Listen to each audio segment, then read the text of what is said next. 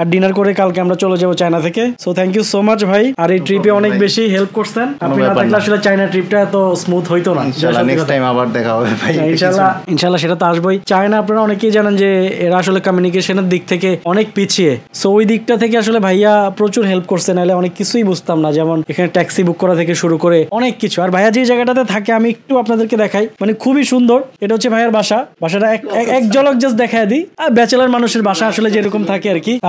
আর এই পিছনটা মানে যে জায়গাটাতে থাকে উনি আমাকে বলতেছে এটা নাকি গ্রাম, কিন্তু আমার কাছে কোনো দিক থেকে এটা গ্রাম মনে হয় না। দেখেন মানে 4-5টা এদিকে, এটা আসলে ইন্ডাস্ট্রিয়াল একটা এরিয়া। এখানে হচ্ছে আপনার বিভিন্ন ফ্যাক্টরি, বড় বড় কারখানা, অনেক কিছু আছে এখানে। তো মানে দেখলেই বোঝা যায় আর কি, আমি পাখির চোখে দেখতেছি আর কি। আমার কাছে খুব ভালো লাগতেছে, আর যেহেতু সন্ধ্যার সময় খুবই অসাধারণ আপনাদের সাথে শেয়ার করলাম। তো আপনাদের চাইনিজ ভাই ব্রাদার থাকলে এরকম তাদের বাসায় যাবেন, ভালো লাগবে আশা করি। তো thank you so much video দেখার জন্য। আমরা এখন আমাদের এই যে এটা হচ্ছে পোলাও, বুঝছেন, এটা কিন্তু পোলাও, আর এটা কিন্তু অনেক এক্সপেন্সিভ। এটা ইয়া থেকে আসছে, কেজি সম্ভবত 1000-এর উপরে।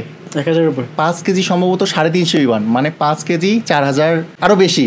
এটা বাংলাদেশ থেকে নিয়ে আসা আর কি। ওকে, সো এটা হচ্ছে made in Bangladesh. Okay, bye bye Bangladesh.